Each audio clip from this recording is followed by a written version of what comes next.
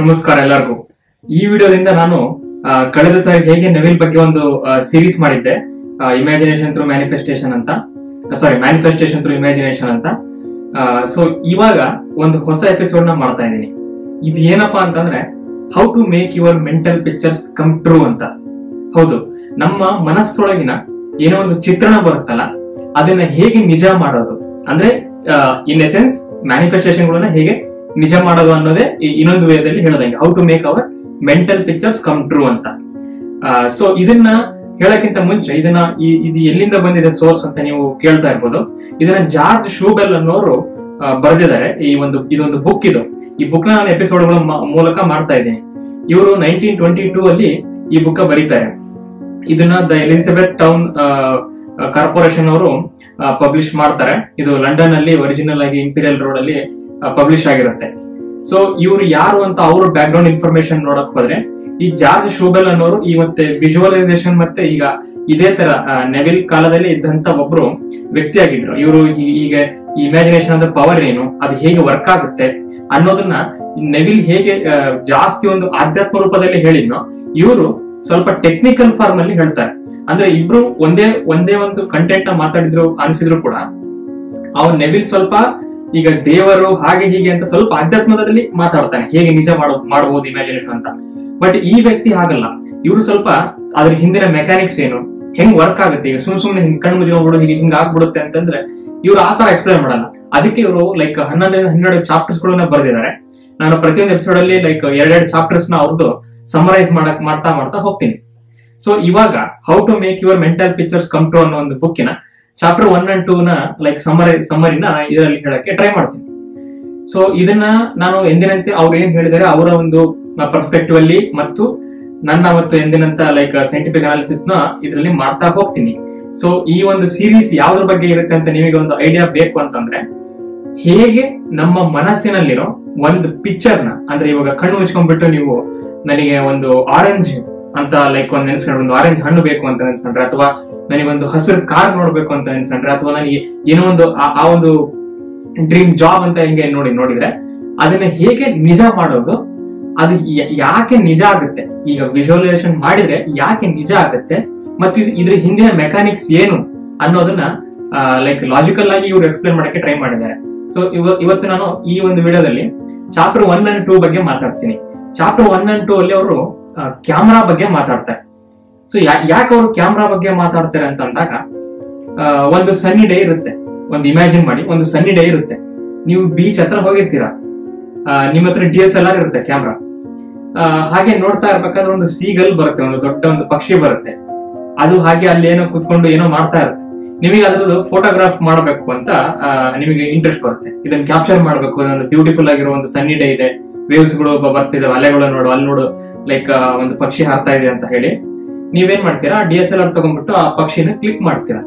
Click ಮಾಡಿದ ತಕ್ಷಣ ನೀವು ಸ್ಕ್ರೀನ್ ನೋಡ್ತೀರಾ, ಸ್ಕ್ರೀನ್ ಮೇಲೆ ಪಕ್ಷಿ ಮೂಡುತ್ತೆ. ಆಮೇಲೆ ಇದನ್ನ ನೀವು ಮನೆಗೆ ತಗೊಂಡೋಗ್ಬಿಟ್ಟು ಲ್ಯಾಪ್ಟಾಪ್ ಅಲ್ಲಿ SD ಕಾರ್ಡ್ ಎಲ್ಲ ತೆಗೆದು ಅದು ಬಂದಿರೋ ಒಂದು ಎಲ್ಲಾನು ನಿಮ್ ಫ್ರೆಂಡ್ಸ್ ತೋರಿಸಿ ಹೇಳ್ತಾ ಇರ್ತೀರಾ, ನಾನು ಹಿಂಗೆ ಹೋಗಿದ್ದೆ ಬೀಚ್ ಹತ್ರ, ಒಂದು ಬ್ಯೂಟಿಫುಲ್ ಆಗಿರೋ ಒಂದು ಪಕ್ಷಿ ಬಂದಿತ್ತು ವೈಟ್ ಕಲರ್, ಅದನ್ನ ಫೋಟೋ ತೆಗೆದಿದ್ದೀನಿ ಅಂತ ನೀವು ಹೇಳ್ತೀರಾ. ಇವರು ವಿಜುವಲೈಸೇಷನ್ ನ ಮತ್ತೆ ನಮ್ಮ ಮೆಂಟಲ್ ಪಿಕ್ಚರ್ಸ್ ನ ಇದಕ್ಕೆ ಕಂಪೇರ್ ಮಾಡ್ತಾರೆ, ಈ ಜಾರ್ಜ್ ಶೂಬೆಲ್ ಅನ್ನೋ ವ್ಯಕ್ತಿ ಫಸ್ಟ್ನೇ ಚಾಪ್ಟರ್ ಅಲ್ಲಿ. ಯಾಕೆ ಅಂತಂದ್ರೆ ನೋಡಿ, ಒಂದು ಔಟ್ವರ್ಡ್ ರಿಯಾಲಿಟಿ, ಒಂದು ಇನ್ವರ್ಡ್ ರಿಯಾಲಿಟಿ. ಆ ಪಕ್ಷಿ ಹೊರಗಡೆ ಇದೆ ಅಂತ ಅನ್ನೋದು ನಮ್ಮ ಹೊರಗಡೆ ಪ್ರಪಂಚದಲ್ಲಿ ಕಾಣುತ್ತ ರಿಯಾಲಿಟಿ. ಅದನ್ನ ರೀಪ್ರೊಡ್ಯೂಸ್ ಮಾಡಿದಿರಿ. ಈಗ ಬರೀ ಆ ಪಕ್ಷಿನ ಕ್ಯಾಪ್ಚರ್ ಮಾಡ್ಬಿಟ್ಟೆ ಅನ್ನೋದು ಒಂದು ಜನರಿಕ್ ಟರ್ಮ್. ಅದು ರೀಪ್ರೊಡ್ಯೂಸ್ ಮಾಡಿದೆ ಅನ್ನೋದು ಒಂದು ಟೆಕ್ನಿಕಲ್ ಪದ. ನಾ ಹೇಳಿದ್ನಲ್ಲ, ಇವರು ಏನೇ ಒಂದು ಇದರಲ್ಲಿ ಮಾತಾಡಿದ್ರು ಟೆಕ್ನಿಕಲ್ ಆಗಿ ಮಾತಾಡ್ತಾ ಇದ್ರು ಈ ಜಾರ್ಜ್ ಶೂಬೆಲ್ ಅನ್ನೋರು.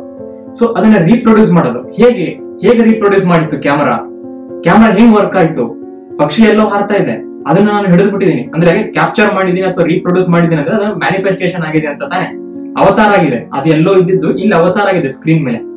ಹೇಗೆ ಆಯ್ತು ಅಂತಂದ್ರೆ, ಎಲ್ಲ ಕಡೆ ಬೆಳಕಿದೆ, ನಮಗೆ ಗೊತ್ತಲ್ಲ, ಬೆಳಕು ಆ ಪಕ್ಷಿ ಮೇಲೆ ಬೀಳುತ್ತೆ. ಆ ಪಕ್ಷಿ ಮೇಲೆ ಬಿದ್ದಿದ್ದ ಬೆಳಕು ರಿಫ್ಲೆಕ್ಟ್ ಆಗುತ್ತೆ. ಆ ರಿಫ್ಲೆಕ್ಟ್ ಆಗಿದ್ದ ಬೆಳಕು ನಮ್ಮ ಕ್ಯಾಮ್ರಾ ಇರುತ್ತಲ್ಲ ಅದರ ಲೆನ್ಸ್ ಮೂಲಕ ಬರ್ತದೆ. ಲೆನ್ಸ್ ಮೂಲಕ ಬಂದಾಗ ಅದ್ರ ಒಳಗಡೆ ಸಿಲ್ವರ್ ಬ್ರೋಮೈಡ್ ಒಂದು ಫಿಲ್ಮ್ ಹಾಕಿರ್ತಾರೆ ಲೆನ್ಸ್ಗೆ ಸರಿಯಾಗಿ ಕ್ಯಾಪ್ಚರ್ ಮಾಡ್ಬೇಕಂತ. ಅದು ಒಳಗಡೆ ಬಂದು ಅದಿಷ್ಟು ರೇಸ್ ನ ಕನ್ವರ್ಜ್ ಮಾಡಿ ಒಂದು ಫೋಕಸ್ ಹತ್ರ ಅದನ್ನ ಶಾರ್ಪ್ ಇಮೇಜ್ ಮಾಡಂಗೆ ಡಿಜಿಟಲ್ ಕ್ಯಾಮ್ರಾ ಇದ್ರೆ ಡಿಜಿಟಲ್ ಅಥವಾ ಅನಲಾಗ್ ಇದ್ರೆ ಅನಲಾಗೋ ಆ ತರ ಅದು ಪ್ರೊಡ್ಯೂಸ್ ಮಾಡುತ್ತೆ ಪಿಕ್ಚರ್. ಸೊ ಹೀಗೆ ರೀಪ್ರೊಡ್ಯೂಸ್ ಆಯ್ತು. ಇದೇ ತರ ಜಾಕ್ ಶೋಬೆಲ್ ಅವರು ಯಾವಾಗ ಅದನ್ನ ನಾವು ಒಂದನ್ನ ಮ್ಯಾನಿಫೆಸ್ಟೇಷನ್ ಮಾಡ್ಬೇಕಾದ್ರೆ ಇಮ್ಯಾಜಿನ್ ಮಾಡಕ್ ಸ್ಟಾರ್ಟ್ ಮಾಡ್ತೀವಲ್ಲ, ಕಣ್ ಮುಚ್ಕೊಂಡ್ಬಿಟ್ಟು ಏನೇನೋ ಟೆಕ್ನಿಕ್ ಹೇಳ್ಕೊಡ್ತಾರೆ, ಇಮ್ಯಾಜಿನ್ ಮಾಡಕ್ ಸ್ಟಾರ್ಟ್ ಮಾಡ್ತೀವಲ್ಲ, ಅವಾಗಲೂ ನಮ್ಗೆ ಏನೋ ಒಂದು ಕಾಣುತ್ತೆ. ಈಗ ನಾವು ಒಂದು ದೊಡ್ಡ ಮನೆಯಲ್ಲಿ ಇರ್ತಿದೀನಿ ಅನ್ನೋ ಒಂದು ಇಮ್ಯಾಜಿನೇಷನ್ ಮಾಡ್ತಾ ಇದ್ರೆ, ದೊಡ್ಡ ಬಂಗಲೆಯಲ್ಲಿ, ಮ್ಯಾನ್ಷನ್ ಅಲ್ಲಿ, ಅಲ್ಲಿ ನಿಮ್ಗೆ ಕಾಣ್ತವೆ ಆ ಮನೆಯ ಪಿಲ್ಲರ್ಗಳು ಹೇಗೆ, ಕಲರ್ ಹೇಗೆ, ಯಾವ ಜಾಗದಲ್ಲಿದೆ, ಯಾವ ಗುಡ್ಡದ ಮೇಲಿದೆ, ಆಮೇಲೆ ಮುಂದೆ ನಿಮ್ಮ ಪೂಲ್ ಹೆಂಗಿದೆ, ಆ ಲೈಟ್ಸ್ ಹೆಂಗಿದೆ, ಎಲ್ಲ ಇಮ್ಯಾಜಿನ್ ಮಾಡ್ತಾ ಇರ್ತೀರಾ. ಆದರೆ ಇದು ಮಾಡಿದ್ರು ಕೂಡ ಲೈಕ್ ಅದೊಂಥರ ಏನೋ ಸ್ಪಷ್ಟತೆ ಇರೋದಿಲ್ಲ, ಬ್ಲರ್ ಇರೋದಿಲ್ಲ. ಯಾಕೆ ಅಂತಂದ್ರೆ ಔಟ್ ಆಫ್ ಫೋಕಸ್. ಈಗ ನೋಡಿ, ಆ ಪಕ್ಷಿ ಅಲ್ಲೇ ಇತ್ತು ಅಂತಂದ್ರೆ ಕ್ಯಾಮ್ರಾ ನೀವು ಸರಿಯಾಗಿ ಸೆಟ್ಟಿಂಗ್ಸ್ ನ ಮಾಡದೇ ಇದ್ರೆ, ಶಟರ್ ಸ್ಪೀಡ್ ಅವೆಲ್ಲ ಮಾಡದಿದ್ರೆ, ISO ಅಂತ ಕರೀತಾರಲ್ಲ, ಬ್ರೈಟ್ನೆಸ್, ಅದನ್ನ ನೀವು ಕರೆಕ್ಟ್ ಆಗಿ ಇಡದೇ ಇದ್ರೆ ಪಕ್ಷಿ ಸರಿಯಾಗಿ ಬರಲ್ಲ, ಬ್ಲರ್ ಆಗ್ಬಿಡುತ್ತೆ. ನೀವು ಹೋದಾಗ ಇದೇನಿದು ಏನು ಕಾಣ್ತಾನೆ ಇಲ್ಲ, ಸರಿಯಾಗಿ ಮ್ಯಾನಿಫೆಸ್ಟೇಷನ್ ಆಗಿಲ್ಲ ಅಂತ. ಸೊ ಅವ್ರು ಈ ಒಂದು ಇದನ್ನ ಹೆಂಗೆ ಹೋಲಿಸ್ತಾರೆ ಒಂದು ವಿಜುವಲೈಸೇಷನ್ ಅಂತಂದ್ರೆ, ಫಸ್ಟ್ ಪಾಯಿಂಟ್, ಈ ಹೊರಗಡೆ ಕ್ಯಾಪ್ಚರ್ ಮಾಡ್ತೀವಲ್ಲ ಫೋಟೋ, ಅದು ಔಟ್ವರ್ಡ್ ಪ್ರೊಸೆಸ್. ನಮ್ಮ ಒಳಗಡೆ ನಾವೇನ್ ಇಮ್ಯಾಜಿನ್ ಮಾಡಕ್ ಸ್ಟಾರ್ಟ್ ಮಾಡ್ತೀವಿ ಮ್ಯಾನಿಫೆಸ್ಟೇಷನ್, ಅದು ಇನ್ವರ್ಡ್ ಪ್ರೊಸೆಸ್. ಆದ್ರೆ ಎರಡೂ ಒಂದೇ, ಎರಡೂ ಬೇರೆ ಬೇರೆ ಅಲ್ಲ.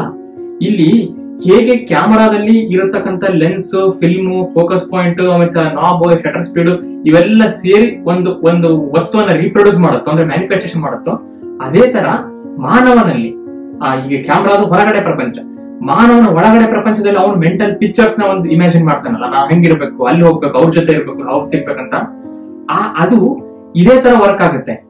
ಯಾವಾಗ ಅದು ಕರೆಕ್ಟ್ ಆಗಿ ರೀಪ್ರೊಡ್ಯೂಸ್ ಆಗುತ್ತೆ, ಕ್ಯಾಮ್ರಾ ನೀವು ಕರೆಕ್ಟ್ ಆಗಿ ಫೋಕಸ್ ಕರೆಕ್ಟ್ ಆಗಿ ಅಡ್ಜಸ್ಟ್ ಮಾಡಿದಾಗ ಮಾತ್ರ ಪಕ್ಷಿಯ ಒಂದು ಫೋಕಸ್ ಆ ಸ್ಕ್ರೀನ್ ಮೇಲೆ ಕರೆಕ್ಟ್ ಆಗಿ ಬರುತ್ತದೆ. ಅದೇ ತರ ನಿಮ್ಮ ಒಳಗಡೆ ಇರ್ತಕ್ಕಂಥ ಕಂಟೆಂಟ್ಸ್ ಅಥವಾ ಮೆಕ್ಯಾನಿಕ್ಸ್ ಅಥವಾ ಯಾವ ರೀತಿ ವಿಜುವಲೈಸೇಷನ್ ಕರೆಕ್ಟ್ ಆಗಿ ಮಾಡಬೇಕು ಅನ್ನೋದ್ರ ಮೇಲೆ ನಿಮಗೆ ಎದುರಿಗೆ ನೀವು ಮಾಡಿರೋ ಮೆಂಟಲ್ ಪಿಕ್ಚರ್ಸ್ ಕಣ್ಣಿಗೆ ಕಾಣ್ತಾವ ಇಲ್ಲ ಅನ್ನೋದು ಡಿಪೆಂಡ್ ಆಗುತ್ತೆ ಅಂತ ಅವ್ರು ಹೇಳ್ತಾರೆ.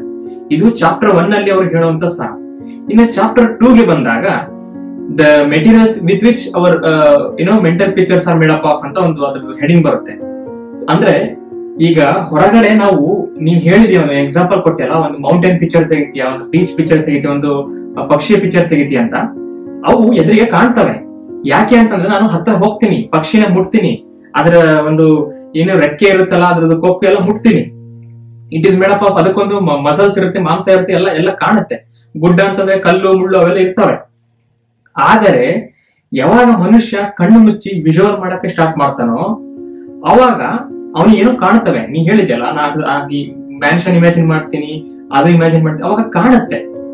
ಆದರೆ ಅದು ಯಾವುದರಿಂದ ಮಾಡಲ್ಪಟ್ಟಿರುತ್ತೆ? ಏನ್ ಕಬ್ಬಣನ, ಬಂಗಾರನ ವಸ್ತು ನೀವು ನೋಡ್ತಿರಲ್ಲ, ನೀವು ಟೆಕ್ಸ್ಚರ್ ನೋಡ್ತಾ ಇರ್ತೀರ ಮನೆಯದು, ಅದು ಸಿಮೆಂಟ್ ತರ ಅನ್ಸಿದ್ರು ಕೂಡ ನೀವು ಅದನ್ನ ಹೋಗಿ ಮುಟ್ತೀರಾ, ಇಮ್ಯಾಜಿನೇಷನ್ ಎಲ್ಲ ಹೇಳ್ತಾರ, ಅದು ಮುಟ್ತೀರಾ. ಬಟ್ ಅದು ಏನ್ ಫೀಲ್ ಆಗುತ್ತೆ, ನಿಮಗೆ ಟಚ್ ಅಂತ ಫೀಲ್ ಆಗುತ್ತೆ. ಆದ್ರೆ ಅದು ಯಾವುದರಿಂದ ಮಾಡಲ್ಪಟ್ಟಿದೆ ನಿಜವಾಗ್ಲು? ಅದು ನಿಜವಾಗ್ಲೂ ಅಲ್ಲಿದ್ರೆ ನಿಮಗೆ ಕೈಗೆಲ್ಲ ಅದು ಫೀಲ್ ಆಗಬೇಕು, ನಿಮ್ಮ ರಿಯಲ್ ವರ್ಲ್ಡ್ ಗೆ ಕೈಗೆ ಫೀಲ್ ಆಗಬೇಕು. ಆದ್ರೆ ನಿಮಗೆ ಅದ್ರ ಬಗ್ಗೆ ಇನ್ಫಾರ್ಮೇಶನ್ ಬೇಕಲ್ಲ, ಅದು ಯಾವುದರಿಂದ ಮಾಡಲ್ಪಟ್ಟಿದೆ ಫಸ್ಟ್, ಅಲ್ಲಿರೋ ಪ್ರಪಂಚ ನಿಜವಾ ಹೌದಾ ಅಲ್ಲ. ಈಗ ನಾನು ಇದ್ದಕ್ಕಿದ್ದ ನಿಮ್ಗೆ ಹೇಳ್ತೀನಿ, ಈಗ ವಿಡಿಯೋ ಪಾಸ್ ಮಾಡಿ ಅಂತ ಹೇಳ್ತೀನಿ, ಪಾಸ್ ಮಾಡ್ಬಿಟ್ಟು ಕಣ್ಮುಚ್ಚಿ ಒಂದು ಪ್ರಪಂಚ ನೆನೆಸ್ಕೊಳ್ಳಿ. ಆ ಪ್ರಪಂಚದಲ್ಲಿ ಒಂದು ದೊಡ್ಡ ಗುಡ್ಡದ ಮೇಲೆ ಹೋಗಿ ಒಂದು ಬ್ಲೂ ಕಲರ್ ಬಾಲ್ ಹಿಡ್ಕೊಂಡು ನಿಂತಿದ್ದೀರಾ, ಎದುರಿಗೆ ಒಂದು ವೈಟ್ ಕಲರ್ ಒಂದು ಸ್ಟೀಮರ್ ಲೈಕ್ ಹಡಗು ಹೋಗ್ತಾ ಇದೆ ಅಂತ ಇಮ್ಯಾಜಿನ್ ಮಾಡಿ ಅಂತ. ಇವಾಗ ನೀವು ಟಕ್ಕಂತ ಮಾಡ್ಬಿಡ್ಬೋದು. ಆದ್ರೆ ಮಾಡಿದ್ರೆ ನಿಮಗೆ ಒಂದು ಕ್ವಶನ್ ಬರುತ್ತೆ, ನಾನು ಇವಾಗ ಸುದೀನ ಮಾಡಿರೋ ವಿಡಿಯೋ ನೋಡ್ತಾ ಇದ್ದೀನಿ ಯೂಟ್ಯೂಬ್ ಅಲ್ಲಿ, ಈಗ ಪಾಸ್ ಮಾಡ್ಬಿಟ್ಟು ಏನೋ ಒಂದು ಇಮ್ಯಾಜಿನ್ ಮಾಡಿದೆ, ಅಲ್ಲಿ ಒಂದು ಪ್ರಪಂಚ ಇತ್ತು, ನಾನು ಅಲ್ಲೂ ಹೋದೆ, ಆ ಗುಡ್ಡದ ಮೇಲೆ ನಿಂತ್ಕೊಂಡಿದ್ದೆ, ಕೈಯಲ್ಲಿ ಬ್ಲೂ ಕಲರ್ ಬಾಲ್ ಹಿಡ್ಕೊಂಡಿದ್ದೆ, ಎದುರಿಗೆ ಒಂದು ಸ್ಟೀಮರ್ ಹಡಗು ಬರ್ತಾ ಇತ್ತು. ಆದರೆ ಇದು ಏನಿದು ಪ್ರಪಂಚ? ಇದು ನಿಜವಾ ಅಥವಾ ಇದು ಜಸ್ಟ್ ನನ್ನ ಮನಸ್ಸಲ್ಲಿ ನಡೀತಾ ಇರ್ತಕ್ಕಂಥ ಒಂದು ತಳಮಳವ? ಸೊ ಈ ಕ್ವಶನ್ ಬಂದಾಗ ಅವರು 2ನೇ ಚಾಪ್ಟರ್ ಅಲ್ಲಿ ಎಕ್ಸ್ಪ್ಲೈನ್ ಮಾಡ್ತಾರೆ ಯಾವ ಮೆಟೀರಿಯಲ್ಸ್ ಇಂದ ಈ ಒಂದು ನಮ್ಮ ಒಳಗಿನ ವಿಷನ್ ಮಾಡಲ್ಪಟ್ಟಿರುತ್ತೆ ಅಂತ. ಇದನ್ನ ಹೇಳಬೇಕಂತಂದ್ರೆ 1887ರಲ್ಲಿ ಏನಾಗಿತ್ತು ಅಂತ ನಾನು ನಿಮಗೆ ಕರ್ಕೊಂಡು ಹೋಗ್ತೀನಿ ಫ್ಲಾಶ್ ಬ್ಯಾಕ್ ಅಲ್ಲಿ. ಈ 1887ರಲ್ಲಿ ಇಬ್ರಿದ್ರು, ಮೈಕಲ್ಸನ್ ಮತ್ತೆ ಮಾರ್ಲೆ ಅನ್ನೋರು. ಇವರು ಜರ್ಮನಿಯಲ್ಲಿ ಒಂದು ಎಕ್ಸ್ಪೆರಿಮೆಂಟ್ ನ ಮಾಡ್ತಾರೆ. ಅವಾಗಿನ ಕಾಲದಲ್ಲಿ ಏನ್ ನಂಬಿಟ್ಟಿದ್ರು ಅಂತಂದ್ರೆ, ಇಡೀ ಪ್ರಪಂಚದಲ್ಲಿ, ಇಡೀ ಬ್ರಹ್ಮಾಂಡದಲ್ಲಿ ಕಣ್ಣಿಗೆ ಕಾಣಲಾರದಂತ ಒಂದು ಫ್ಲೂಯಿಡ್ ಇದೆ, ಒಂದು ದ್ರವ ಇದೆ, ಒಂದು ಫ್ಲೂಯಿಡ್ ತುಂಬ್ಕೊಂಡ್ಬಿಟ್ಟಿದೆ. ಅದು ಯಾರ ಕಣ್ಣಿಗೂ ಕಾಣಲ್ಲ, ಅದು ಯಾರಿಗೂ ಫೀಲ್ ಆಗಲ್ಲ. ಅದನ್ನ ಏನ್ ಕರೆದ್ರು, ಲುಮಿನಿಫೆರಸ್ ಈಥರ್ ಅಂತ ಕರೆದ್ರು. ಅದನ್ನ ತೂರ್ಕೊಂಡು ಹೋಗ್ಬೋದು ಎಲ್ಲರೂ, ಅದು ಎಲ್ಲರೂ ಒಳಗೆ ಹಿಂಗೆ ತೂರ್ಕೊಂಡು ಹೋಗುತ್ತೆ, ಒಂಥರ ವಾಟರ್ ಇದ್ದಂಗೆ, ಬಟ್ ಕಣ್ಣಿಗೆ ಕಾಣಲ್ಲ, ಆ ಲಿಕ್ವಿಡ್ ತರ. ಅದಕ್ಕೆ ಅವರು ಲುಮಿನಿಫೆರಸ್ ಈಥರ್ ಅಂತ ಕರೆದ್ರು. ಈ ಈಥರ್ ಇರೋದ್ರಿಂದ ಎಲ್ಲ ವಸ್ತುಗಳು ಅದರಲ್ಲಿ ಮೂವ್ಮೆಂಟ್ ಆಗ್ತಾ ಇದೆ, ಲೈಕ್ ಹಿಂಗ್ ರೌಂಡ್ ಆಗಿ ತಿರುಗ್ತಾ ಇದಾವಲ್ಲ ಎಲ್ಲವೂ, ಸೂರ್ಯ ಮತ್ತೆ ಭೂಮಿ ಎಲ್ಲ, ಅದು ಈ ತರ ಇರೋದ್ರಿಂದನೇ ಹಿಂಗೆ ನೈಸ್ ಆಗಿ ತಿರುಗ್ತಾ ಇದೆ, ಇಲ್ಲಾಂದ್ರೆ ಫ್ರಿಕ್ಷನ್ ಆಗ್ಬಿಡ್ತಾ ಇತ್ತು. ಈಗ ಹೆಂಗೆ ಆಯಿಲ್ ಹಾಕ್ಬಿಟ್ಟು ಲೂಬ್ರಿಕೆಂಟ್ ತರ ಮಾಡ್ತಾರಲ್ಲ ಆ ತರ ಈ ತರ ಇರೋದ್ರಿಂದ ಎಲ್ಲ ಮೂವ್ಮೆಂಟ್ ಗಳು ಸರಾಗವಾಗಿ ಆಗ್ತಾ ಇದಾವೆ ಅಂತೇಳಿ ಅವ್ರು ಅನ್ಕೊಂಡಿದ್ರು. ಇದನ್ನ ಯೂಸ್ ಮಾಡಿ ಮೈಕಲ್ ಸೆಲ್ ಮತ್ತೆ ಮಾರ್ಲೆ ಅನ್ನೋರು ಭೂಮಿ ಎಷ್ಟು ಸ್ಪೀಡ್ ಅಲ್ಲಿ ತಿರುಗ್ತಾ ಇದೆ ಅಂತ ಅನ್ನೋದನ್ನ ಅವ್ರು ಕಂಡಿಡಿಯಕ್ ಹೋಗ್ತಾ ಇದ್ರು. ಈಗ ಈ ತರ ಹಿಂಗೆ ಡೈರೆಕ್ಷನ್ ಬರ್ತಾ ಇದೆ ಅಂತಂದ್ರೆ ಭೂಮಿ ಹಿಂಗೆ ತಿರುಗ್ತಾ ಆಪೋಸಿಟ್ ಬರ್ತಿದೆ ಅಂದ್ರೆ ಭೂಮಿ ಸ್ಪೀಡ್ ಕಡಿಮೆ ಆಗ್ಬೇಕು, ಯಾಕಂದ್ರೆ ಈ ತರ ತೂರ್ಕೊಂಡು ಹೋಗ್ಬೇಕಲ್ಲ ಅದು ತಡೆಯುತ್ತೆ ಈ ತರ. ಅದೇ ಈ ತರ ಹಿಂಗ್ ಹೋಗ್ತಿದ್ರೆ ಆಮೇಲೆ ಭೂಮಿ ಕೂಡ ಹಿಂಗೆ ಹೋಗ್ತಾ ಇದ್ರೆ ಅವಾಗ ಸ್ಪೀಡ್ ಆಡ್ ಆಗುತ್ತೆ. ಸೊ ಹಂಗೆ ಮಾಡಿ ಭೂಮಿ ಎಷ್ಟು ಸ್ಪೀಡ್ ಅಲ್ಲಿ ತಿರುಗ್ತಾ ಇದೆ ಅಂತ ಹೇಳಿ ಅವರು ಕ್ಯಾಲ್ಕುಲೇಟ್ ಮಾಡಕ್ ಹೋಗಿದ್ರು. ಆದ್ರೆ ವಿಜ್ಞಾನದಲ್ಲಿ ಎಲ್ಲವೂ ನಿಜ ಆಗಿರಲ್ಲ. ಕೆಲವೊಂದ್ಸಲ ಈ ಲುಮಿನಿಫೆರಸ್ ಈ ತರ ಅನ್ನೋದೇ ಇಲ್ಲ. ಹೌದು, ಈಗ ಐನ್ಸ್ಟೈನ್ ಅವರು ಬಂದಲ್ಲ 1915 ನವೆಂಬರ್ ಅಲ್ಲಿ, ಅವರು ಈ ಎಷ್ಟೋ ವರ್ಷಗಳಿಂದ ಬಿಲೀವ್ ಮಾಡಿರ್ತಕ್ಕಂಥ ಈ ನಂಬಿಕೆಯನ್ನ ಸುಳ್ಳು ಮಾಡಿದ್ರು. ಹೇಗೆ ಅಂತಂದ್ರೆ ಸ್ಪೀಡ್ ಆಫ್ ಲೈಟ್ ಯಾವತ್ತಿಗೂ ಅಬ್ಸಲ್ಯೂಟ್ ಇರುತ್ತೆ, ಅದು ಯಾವುದೇ ಮೀಡಿಯಂ ಮೇಲೆ ಡಿಪೆಂಡ್ ಆಗಲ್ಲ. ಅವ್ರು ಏನ್ ಹೇಳಿದ್ರು, ಸೂರ್ಯನಿಂದ ಬೆಳಕು ಇಲ್ಲಿಗೆ ಬರ್ಬೇಕಂತಂದ್ರೆ ಆ ಈಥರೇ ಕಾರಣ, ಅದು ಬೆಳಕನ್ನ ತರುತ್ತೆ ಅಂತ ಹೇಳಿದ್ರು. ಸೊ ಈ ಒಂದು ಬದಲಾವಣೆಗಳು, ಈ ಒಂದು ಸೈಂಟಿಫಿಕ್ ಡೆವಲಪ್ಮೆಂಟ್ಗಳು ಯುರೋಪ್ ಅಲ್ಲಿ ನಡೀತಾ ಇತ್ತು 1887 1920 ಕಾಲದಲ್ಲಿ. ಅದೇ ಕಾಲದಲ್ಲಿ ಇವ್ರು ಬುಕ್ ಬರೀತಾ ಇದ್ರಲ್ಲ, ಅದಕ್ಕೆ ಇವ್ರು ಸ್ವಲ್ಪ ಈ ತರನ ಮೆನ್ಷನ್ ಮಾಡಿದ್ದಾರೆ ಆ ಬುಕ್ಕದಲ್ಲಿ. ಇದು ಹಳೆ ಕಾಲ 1922. ಆದ್ರೆ ಇದನ್ನ ಯಾಕೆ ಹೇಳಿದ್ರು? ಈಗ ಫಾರ್ ಎಕ್ಸಾಂಪಲ್, ನಮಗೆ ಯಾವತ್ತಾದ್ರೂ ಏನೂ ಇನ್ಫಾರ್ಮೇಶನ್ ಇಲ್ಲದೆ ಇರೋ ಆಸೆ ಬರುತ್ತಾ? ಓಕೆ, ಇನ್ನು ಸಿಂಪಲ್ ಆಗಿ ನಾನು ಹೇಳಕ್ಕೆ ಟ್ರೈ ಮಾಡ್ತೀನಿ. ಈಗ ನಾನ್ ನಿಮಗೆ ಒಂದು ಸ್ವಲ್ಪ ಟೈಮ್ ಕೊಟ್ಬಿಟ್ಟು 10 ಪಾಯಿಂಟ್ ಅನ್ನ 10 ಟ್ಯಾಬುಲರ್ ಕಾಲಮ್ ಅಲ್ಲಿ 10 ರೋಸ್ ಅಲ್ಲಿ ನಿಮಗೆ ಬೇಕಾಗಿರೋ 10 ಮೋಸ್ಟ್ ಇಂಪಾರ್ಟೆಂಟ್ ಥಿಂಗ್ಗಳು, ಈಗ ಕರೆಂಟ್ ಲೈಕ್ 10 ವರ್ಷ ಆದ್ಮೇಲಲ್ಲ, ಈಗ ಜಸ್ಟ್ ಈ ಸಂದರ್ಭದಲ್ಲಿ 10 ಇಂಪಾರ್ಟೆಂಟ್ ಥಿಂಗ್ಗಳು ಯಾವ್ದು ಬೇಕು ಅಂತ ನಿಮ್ಗೆ ಕೇಳಿದ್ರೆ ನೀವು ಏನೇನ್ ಲಿಸ್ಟ್ ಮಾಡ್ತೀರಾ? ಏನ್ ಅರ್ಜೆಂಟ್ ಆಗಿ ಏನ್ ಬೇಕೀಗ ಈ ಮೂಮೆಂಟ್ ಅಲ್ಲಿ 10 ಇಂಪಾರ್ಟೆಂಟ್ ಥಿಂಗ್ ನಿಮ್ ಲೈಫ್ ಅಲ್ಲಿ ಏನ್ ಬೇಕು ಅಂತ ನಿಮ್ಗೆ ಏನೋ ಬರುತ್ತೆ ಲಿಸ್ಟ್. ಅದಿಷ್ಟು ಲಿಸ್ಟ್ ಅನ್ನ ನಾನು ನೀವು ವಿಡಿಯೋ ನೋಡ್ತಾರೆ ಎಷ್ಟೋ ಜನರಿಗೆ ನಾನು ಹೇಳ್ತೀನಿ, ಇಡೀ ಪ್ರಪಂಚದ ಜನರಿಗೆ ಹೇಳ್ತೀನಿ, ಬೇಕಿದ್ರೆ ಎಲ್ಲರೂ ಲಿಸ್ಟ್ ಮಾಡ್ತಾರೆ, ಎಲ್ಲರಿಗೂ ಏನೋ ಆಸೆ ಇರುತ್ತೆ. ಯಾರಾದ್ರೂ ಬ್ರಹ್ಮಾಂಡದ ಆಚೆ ಇರತಕ್ಕಂಥದ್ದು ಏನಾದ್ರು ವಸ್ತುಗಳನ್ನ ಬರೆದಿರ್ತಾರ? Of course no. ಯಾಕೆ ಬರೆಯಲ್ಲ ಅಂತಂದ್ರೆ ಅವರಿಗೆ ಏನ್ ಇದೆ ಅಂತಾನೆ ಗೊತ್ತಿಲ್ಲ. ಅಂದ್ರೆ ಇದನ್ನ ಯಾಕೆ ಹೇಳ್ತಾ ಇದ್ದೀನಿ ಅಂತಂದ್ರೆ, ನಮಗೇನೇ ಆಸೆ, ನಮಗೇನೇ ಮ್ಯಾನಿಫೆಸ್ಟೇಷನ್ ಆಗಬೇಕು, ನಮಗೇನೋ ಒಂದು ಮೆಂಟಲ್ ಪಿಕ್ಚರ್ಸ್ ಅಥವಾ ಕನಸುಗಳು ಅಂತಿದ್ರೆ ಅದು ಆಲ್ರೆಡಿ ಲಿಮಿಟೆಡ್ ಅಂತ ಅವ್ರು ಮಾತಾಡ್ತಾರೆ. ಇದು ಹೆಂಗೆ ಈ ತರ ಅನ್ನೋದು ಎಲ್ಲ ಕಡೆ ತುಂಬ್ಕೊಂಡ್ಬಿಟ್ಟಿದ್ಯೋ, ಅವರು ಆ ಒಂದು ವಿಜ್ಞಾನದಲ್ಲಿ ಕಂಪೇರ್ ಮಾಡಿ ಹೇಳ್ತಾರೆ, ಈ ತರ ಎಲ್ಲೋ ಕಡೆ ಹೆಂಗ್ ತುಂಬ್ಕೊಂಡ್ಬಿಟ್ಟಿದ್ಯೋ ಹಂಗೆ ನಮಗೆ ಏನ್ ಬೇಕು ಅನ್ನೋದು ಆಲ್ರೆಡಿ ಎಲ್ಲಾ ಕಡೆ ಇದೆ. ಯಾಕಂದ್ರೆ ನಾವು ಅದ್ರ ಆಚೆ ಯಾವತ್ತೂ ನಮ್ಮ ಮೈಂಡ್ ಹೋಗಲ್ಲ. ಈಗ ಮಂಗಳ ಗ್ರಹದಲ್ಲಿ ಏನೋ ಒಂದ್ ಇದೆ ಅಂತ ನಮಗೆ ಗೊತ್ತೇ ಇಲ್ಲ ಅಂತಂದ್ರೆ ಅದ್ರ ಬಗ್ಗೆ ನಮ್ಗೆ ಹೆಂಗೆ ಆಸೆ ಬರುತ್ತೆ? ಆಸೆನೆ ಬರಲ್ಲ, ಯಾಕಂದ್ರೆ ಅದ್ರ ಬಗ್ಗೆ ಇನ್ಫಾರ್ಮೇಶನ್ ಇಲ್ಲ. ಅದಕ್ಕೆ ಅವ್ರು ಏನ್ ಹೇಳ್ತಾರೆ, ಫಸ್ಟ್ ಮನುಷ್ಯ ಅದನ್ನು ವಿಜುವಲ್ ಮಾಡಕ್ಕಿಂತ ಮುಂಚೆ ಏನು ನಂಬಬೇಕು ಅಂತಂದ್ರೆ, ನಿಮಗೆ ಏನು ಬೇಕು ಲೈಫ್ ಅಲ್ಲಿ ಅದು ಆಲ್ರೆಡಿ ಇವಾಗ ಇದೆ, ಈ ಕ್ಷಣಕ್ಕೆ ಇದೆ. ಆದರೆ ಈಗ ನೋಡಿ, ನಾ ಏನಂದೆ, ಈಗ ನೀವು ಗುಡ್ಡವನ್ನು ಪಿಕ್ಚರ್ ಮಾಡ್ಬೇಕು, ಮೌಂಟೇನ್ ಪಿಕ್ಚರ್, ಲೈಕ್ ಮೌಂಟೇನ್ ನ ಒಂದು ಫೋಟೋಗ್ರಫಿ ಮಾಡ್ಬೇಕು ಅಂತ ಅನ್ಕೊಂಡಿದ್ದೀರಾ. ಈಗ ನೀವೆಲ್ಲೋ ನಿಮ್ಮ ಮನೆಯಲ್ಲಿ ಅಲ್ಲೆಲ್ಲ ಕೂತಿರ್ತೀರ, ಅಲ್ಲೆಲ್ಲ ಮೌಂಟೇನ್ಸ್ ಮೇ ಬಿ ಇರ್ಲಿಕ್ಕಿಲ್ಲ, ಮೇ ಬಿ ಇರ್ಬೋದು ನೀವು ಹಿಮಾಲಯದಲ್ಲಿ ಇದ್ರೆ, ಅಥವಾ ನೀವು ಆಲ್ಪ್ಸಿಗೆ ಹೋಗ್ತೀನಿ, ಆಂಡೀಸಿಗೆ ಹೋಗ್ತೀನಿ, ಆ ತರ ಎಲ್ಲ ಹೋಗ್ಬೇಕು ಅಂತಂದ್ರೆ ಈಗ ನೀವಿರೋ ಪ್ಲೇಸ್ ಅಲ್ಲಿ ಆ ಮೌಂಟೇನ್ಸ್ ಬರ್ತವ? ಇಲ್ಲ, ನೀವ್ ಅಲ್ಲಿಗೆ ಹೋಗ್ಬೇಕು. ಅಂದ್ರೆ ನಾ ಏನ್ ಹೇಳಿದೆ, ಬೀಚ್ ಹತ್ರ ಹೋಗಿ ಆ ಪಕ್ಷಿಯನ್ನು ನೋಡ್ಬೇಕಾದ್ರೆ ಪಕ್ಷಿ ಆಲ್ರೆಡಿ ಇದೆ, ಆದ್ರೆ ನಿಮ್ ಸ್ಕ್ರೀನ್ ಅಲ್ಲಿ ಕಾಣ್ತಾ ಇಲ್ಲ ಅಂತಂದ್ರೆ ಎಷ್ಟೋ ಪಾಸಿಬಿಲಿಟಿಗಳಿವೆ. ನೀವು ಕರೆಕ್ಟ್ ಆಗಿ ಅದಕ್ಕೆ ಫೋಕಸ್ ಮಾಡ್ತಾ ಇಲ್ಲ, ನೀವು ಆ ಡೈರೆಕ್ಷನ್ ಅಲ್ಲಿ ಕ್ಯಾಮ್ರಾ ಇಟ್ಟಿಲ್ಲ, ಅಥವಾ ಕ್ಯಾಮ್ರಾನೇ ಇಲ್ಲ, ಅಥವಾ ನೀವು ಆ ಪಕ್ಷಿ ಇದೆ ಅಂತ ನೀವು ನೋಡ್ತಾನೆ ಇಲ್ಲ. ಆದ್ರೆ ಪಕ್ಷಿ ಇರೋದಂತೂ ನಿಜ. ಅದೇ ತರ ನೀವು ಏನನ್ನ ಕನಸನ್ನ ಕಾಣ್ತೀರಿ ಅದು ಆಲ್ರೆಡಿ ಲೈಕ್ ನಮ್ಮ ಒಂದು ಏನು ಒಂದು ಸರ್ಕಲ್ ಅಂತ ಏನ್ ಕರೆದ್ರೆ, ನಾನು ಗೊತ್ತಿರುವಂತ ಸರ್ಕಲ್ ಅದ್ರ ಒಳಗಡೆ ಇರ್ಬೇಕು. ಯಾಕೆ ಅಂದ್ರೆ ನಿಮಗೆ ಗೊತ್ತಿಲ್ಲದೆ ಇರ್ತಕ್ಕಂಥದನ್ನ ಬಯಸಕ್ ನಾವು ಸಾಧ್ಯನೇ ಇಲ್ಲ. ಎಲ್ಲೋ ಗುರುಗ್ರಹದಲ್ಲಿ ಏನೋ ಒಂದ್ ಇದೆ ಅಂತ ನಮ್ಗೆ ಗೊತ್ತೇ ಇಲ್ವಲ್ಲ, ಅದ್ರ ಬಗ್ಗೆ ನಮಗೆ ಆಸೆನೆ ಹೋಗಲ್ಲ. ಅದೇ ತರ ಬ್ರಹ್ಮಾಂಡದ ಆಚೆಯಲ್ಲಿ ಏನಿದೆ ಅಂತ ನಮಗೆ ಗೊತ್ತೇ ಇಲ್ಲ, ಅದ್ರ ಬಗ್ಗೆ ಆಸೆನೆ ಹೋಗಲ್ಲ. ಸೊ ನಮಗೆ ಏನೇ ಆಸೆ ಬಂದ್ರು ಕೂಡ ಅದು ಭೂಮಿಯಲ್ಲಿ ಏನಿದೆ ಅದ್ರ ಬಗ್ಗೆ ಮಾತ್ರ ಆಸೆ ಇರುತ್ತದೆ. ಎಲ್ಲೋ ಒಂದ್ ಕಡೆ ನೀವು ಎಲಾನ್ ಮಸ್ಕ್ ಫ್ಯಾನ್ ಆಗಿದ್ರೆ ಮಾತ್ರ ನಾನು ಮಂಗಳ ಗ್ರಹಕ್ಕೆ ಹೋಗ್ತೀನಿ ಅನ್ನೋ ಒಂದು ದೊಡ್ಡ ಮ್ಯಾನಿಫೆಸ್ಟೇಷನ್ ಇರ್ಬೋದು, ಬಟ್ ಜನರಲಿ ನಾನು ನಾರ್ಮಲ್ ಆಗಿ ಮಾತಾಡ್ತಿದ್ದೀನಿ. ಸೊ ಈ ತರ ನೀವು ಮನೆಯಲ್ಲೇ ಕುತ್ಕೊಂಡ್ಬಿಟ್ಟು ನಾನು ಮೌಂಟೇನ್ ಫೋಟೋಗ್ರಫಿ ಮಾಡ್ತೀನಿ ಅಂತಂದ್ರೆ ಆಗಲ್ಲ. ಅದಕ್ಕೆ ವರ್ಕ್ ಬೇಕು. ವರ್ಕ್ ಅಂತಂದ್ರೆ ಯಾರು ಮಾಡ್ಬೇಕು? ನಾನ್ ಮಾಡ್ಬೇಕು? ಇಲ್ಲ, ನೀವು ಮಾಡ್ಬೇಕು. ಯಾಕಂದ್ರೆ ನಿಮಗೆ ಅದು ಆಸೆ ಇರೋದು. ನೀವು ಅಲ್ಲಿಂದ ಎದ್ದೇಳ್ಬೇಕು, ಎದ್ದು ಹೋಗಿ ಎಲ್ಲಿ ಹಿಮಾಲಯ ಇದೆ ಅಥವಾ ಎಲ್ಲಿ ಆಂಡೀಸ್ ಇದೆ, ಎಲ್ಲಿ ಆಲ್ಪ್ಸ್ ಇದಾವೆ ಅಲ್ಲಿಗೆ ಹೋಗ್ಬೇಕು. ಅಲ್ಲಿ ಹೋಗಿ ಕ್ಯಾಮರಾನ ತೆಗೆದುಕೊಂಡು ಹೋಗಿ ಯಾವ ಒಂದು ಲೊಕೇಶನ್ ಬೇಕು, ಎಲ್ಲಿ ಆಂಗಲ್ ಬೇಕು, ಯಾವ ಫೋಕಸ್ ಬೇಕು, ಎಷ್ಟು ಶಟರ್ ಸ್ಪೀಡ್ ಬೇಕು, ಎಷ್ಟು ಅಪರ್ಚರ್ ಓಪನಿಂಗ್ ಇರಬೇಕು, ಎಷ್ಟು ISO ಇರಬೇಕು, ಬ್ರೈಟ್ನೆಸ್, ಯಾವ ಡೇ ಅಲ್ಲಿ, ಇಂಥವೆಲ್ಲ ಫ್ಯಾಕ್ಟರ್ಸ್ ಡಿಪೆಂಡ್ ಆಗುತ್ತೆ. ಸೊ ಇವೆಲ್ಲ ಡಿಪೆಂಡ್ ಆಗಬೇಕು ಅಂತಂದ್ರೆ ನಿಮ್ ಹತ್ರ ಅವೆಲ್ಲ ಮೆಥಡ್ಸ್ ಇರಬೇಕು, ಮೆಕ್ಯಾನಿಕ್ಸ್ ಇರಬೇಕು. ಇದನ್ನ ಅವರು 3ನೇ ಮತ್ತು 4ನೇ ಚಾಪ್ಟರ್ ಅಲ್ಲಿ ಹೇಳ್ತಾರೆ, ಅದನ್ನ ನೆಕ್ಸ್ಟ್ ವಿಡಿಯೋದಲ್ಲಿ ಹೇಳ್ತೀನಿ. ಆದ್ರೆ ಈ ಒಂದು ವಿಡಿಯೋನ ಸಮರೈಸ್ ಮಾಡ್ಬೇಕು ಅಂತಂದ್ರೆ ಅವರು ಮೊದಲು ವಿಜುವಲೈಸೇಷನ್ ನ ಏನ್ ಹೇಳಿದೆ ನಾನು, ಕ್ಯಾಮ್ರಾ ಒಂದು ಹೆಂಗೆ ಫೋಟೋ ತೆಗೆಯುತ್ತೆ ಅದಕ್ಕೆ ಅವರು ಕಂಪೇರ್ ಮಾಡ್ತಾರೆ. ಅದು ಔಟ್ವರ್ಡ್ ಪ್ರೊಸೆಸ್, ನಮ್ಮ ವಿಜುವಲೈಸೇಷನ್ ಇನ್ವರ್ಡ್ ಪ್ರೊಸೆಸ್.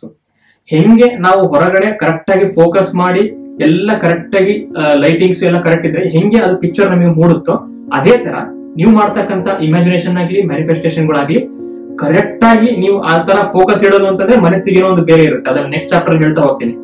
ಕರೆಕ್ಟ್ ಆಗಿ ಏನೊಂದು ಆ ಒಂದು ಮೆಥಡ್ ಗಳನ್ನ ಫಾಲೋ ಮಾಡ್ತಾ ಇದ್ರೆ ಅದು ಹೆಂಗೆ ಆ ಪಕ್ಷಿಯ ಇಮೇಜ್ ರೀಪ್ರೊಡ್ಯೂಸ್ ಆಯ್ತೋ ಅದೇ ತರ ನಿಮ್ಮ ಮೆಂಟಲ್ ಪಿಕ್ಚರ್ ಗಳು ಸರಿಯಾಗಿ ಹೋಗ್ತವೆ. ಆದ್ರೆ ಇಲ್ಲಿ ಆ ಪಕ್ಷಿ ಸರಿಯಾಗಿ ಬಂದಿದೆ ಅಂದ ತಕ್ಷಣ ಪಕ್ಷಿ ಇದ್ದು ಬಿಟ್ರೆ ಸಾಕ? ಫೋಟೋಗ್ರಾಫರ್ ಚೆನ್ನಾಗಿರ್ಬೇಕು, ಅವ್ನ ಸ್ಕಿಲ್ ಚೆನ್ನಾಗಿರ್ಬೇಕು. ಆ ಪಕ್ಷಿ ಮೀನೇನ್ ಹಿಡಿತಾ ಇರೋ ಒಂದು ಆ ಮೂಮೆಂಟ್ ಅಲ್ಲಿ ಕ್ಯಾಪ್ಚರ್ ಮಾಡ್ಬೇಕು ಅಂತ ಅವ್ನ ಸ್ಕಿಲ್ ಚೆನ್ನಾಗಿರ್ಬೇಕು. ಅವನು ಮೂಮೆಂಟ್ ಕೈಯೆಲ್ಲ ಅಲ್ಲಾಡಿಸ್ಬಾರ್ದು, ಆಮೇಲೆ ಸ್ಟೆಬಿಲೈಸೇಷನ್ ಎಲ್ಲ ಇರಬೇಕು. ಅದೇ ತರ ಯಾರು ಇಮ್ಯಾಜಿನೇಷನ್ ಮಾಡ್ತೀವಿ ಅಂದ್ರೆ ನಾವು ನೀವು ಇವೆಲ್ಲ ಮಾಡ್ಬೇಕು ಅಂದ ತಕ್ಷಣ ಎಲ್ಲರ ಹತ್ರ ಕ್ಯಾಮರಾ ಇರುತ್ತೆ, ಆದ್ರೆ ಎಲ್ಲರೂ ಬೆಸ್ಟ್ ಫೋಟೋಗ್ರಾಫರ್ಸ್ ಆಗಕ್ ಸಾಧ್ಯ ಇಲ್ಲ. ಎಲ್ಲರಿಗೂ ಆಸೆಗಳಂತ ಇರ್ತವೆ, ಎಲ್ಲರಿಗೂ ನನಗೆ ಹಂಗ್ ಸಿಗ್ಬೇಕು ಹಿಂಗ್ ಸಿಗ್ಬೇಕಂತ ಎಲ್ಲ ಮ್ಯಾನಿಫೆಸ್ಟೇಷನ್ ಮಾಡ್ಬೇಕು ಅಂತ ಇರುತ್ತೆ. ಎಲ್ಲರಿಗೂ ಆಗಲ್ಲ. ಯಾಕೆ? ಎಲ್ಲರೂ ಸ್ಕಿಲ್ಡ್ ಫೋಟೋಗ್ರಾಫರ್ ಆಗಿರಲ್ಲ, ಆದರೆ ಸ್ಕಿಲ್ಡ್ ಫೋಟೋಗ್ರಾಫರ್ ಆಗಬಹುದು. ಅವರು ಇದನ್ನ mechanics of making our mental picture come true ಅನ್ನೋದನ್ನ ನೆಕ್ಸ್ಟ್ ಚಾಪ್ಟರ್ಸ್ ಗಳಲ್ಲಿ ಹೇಳ್ತಾ ಹೋಗ್ತಾರೆ. ಸೊ ಈ ಒಂದು ವಿಡಿಯೋದಲ್ಲಿ how to make our mental pictures come true ಅನ್ನೋ ಒಂದು ಚಾಪ್ಟರ್ ನ 1 ಮತ್ತು 2ನೇ ಬುಕ್ಕಿನ 1 ಮತ್ತು 2ನೇ ಚಾಪ್ಟರ್ ನ ಈ ಒಂದು ಲೈಕ್ ಸೈಂಟಿಫಿಕ್ ವೇಲಿ ಮತ್ತು ಒಂದು ಟೆಕ್ನಿಕಲ್ ವೇಲಿ ಅವ್ರು ಹೆಂಗೆ ಎಕ್ಸ್ಪ್ಲೇನ್ ಮಾಡಿರೋ ಅನ್ನೋದನ್ನ ಒಂದು ಹೇಳುವ ಪ್ರಯತ್ನ ನನ್ನದು. ನಿಮಗೆ ಇದೇ ತರಹದ ಬ್ರಹ್ಮಾಂಡಗಳ ವಿಷಯಗಳು ಮತ್ತು ಮನಸ್ಸಿನ ವಿಷಯಗಳು ಇಷ್ಟ ಆದಲ್ಲಿ ದಯವಿಟ್ಟು ನನ್ನ ಚಾನಲ್ ಸಬ್ಸ್ಕ್ರೈಬ್ ಮಾಡಿ. ಧನ್ಯವಾದಗಳು.